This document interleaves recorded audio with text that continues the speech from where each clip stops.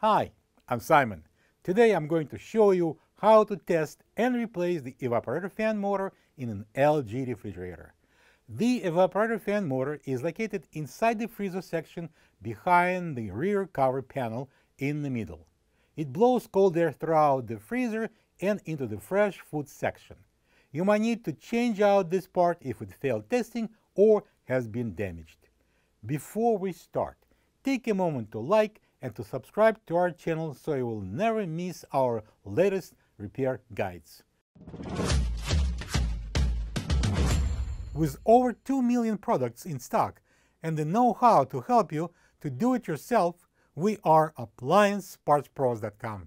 To get this job done, we will need to use a Phillips screwdriver, a multimeter, and a flat blade screwdriver. Also remember, safety comes first.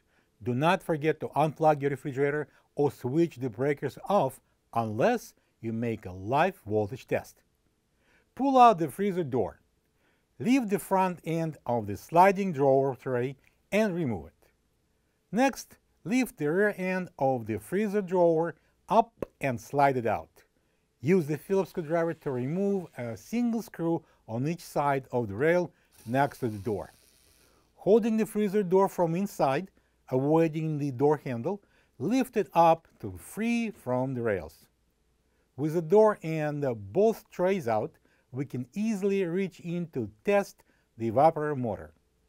Plug the fridge in, press and hold the door switch on the left under the rail. Within 20 seconds, the motors should start blowing. Put your hand next to the grills and feel if there is air coming out. If there is no air blowing out, we've got to check if the fan blades on the motor is not jammed. Our next step is to remove the rear cover panel. Unplug the refrigerator. If you got an ice maker in the freezer, take it out first. There's one Phillips screw in front that must be removed. Then pull the ice maker forward and disconnect the power plug. Grab the cover panel at the top and pull to free the cover panel out for enough to expose the wire harnesses on the right and on the left.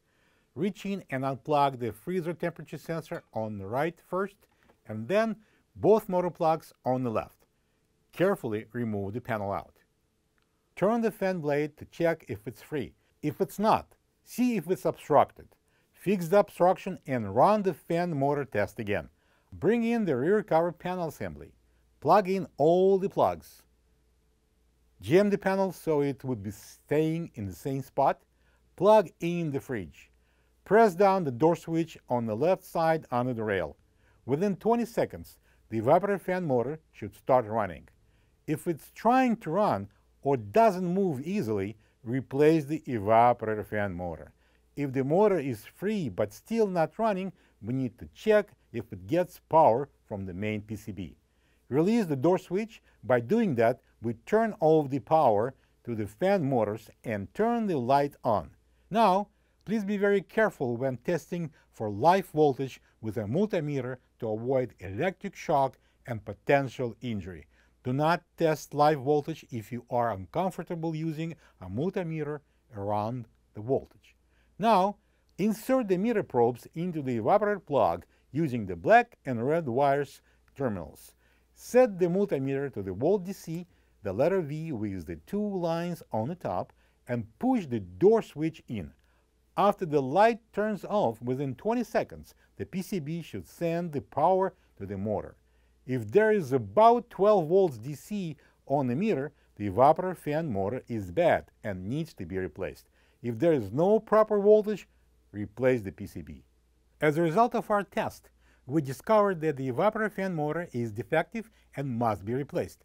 And that's what we are now going to do. Unplug the refrigerator, disconnect all the plugs, and carefully remove the rear cover panel assembly out. Bring it to the table and use the Phillips screwdriver to remove 3 screws that hold the rear motor bracket. Free the harness from the motor clip and the tape and lift the bracket and the grommet of the motor. Next, pull on the motor to slide the fan off the motor shaft. Use the flathead screwdriver to assist. Don't forget to remove the front grommet of the motor if it still sits on it. Here is the old evaporator fan motor next to the new one. If you already have this part, great. If not, you can get it from AppliancePartsPros.com. Installing the new evaporator fan motor shouldn't be a pain. Make sure the grommets are on the front and rear brackets. Insert the motor shaft into the hole in the center of the square cage fan and push it in. Then you can use the flathead screwdriver to completely install the fan on the shaft. With the other grommet on the rear bracket, install it on the motor. Secure the brackets with 3 Phillips screws. Turn the blade to see if it's free. Adjust it if needed.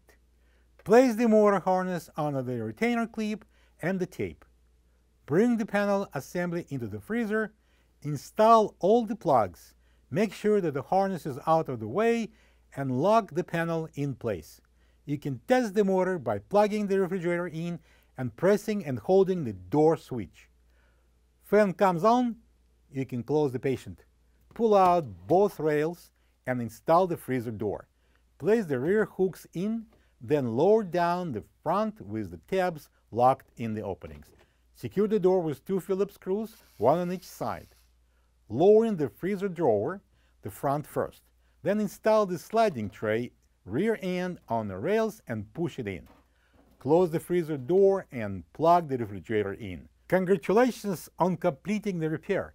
You have accomplished something impressive and saved money on the way.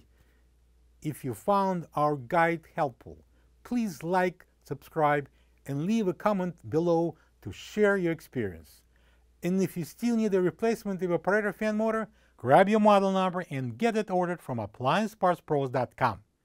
With tons of videos to help you install them and a huge inventory, we guarantee you great prices and in the most cases, delivery in just 2 business days. Thanks for your support and see you next time.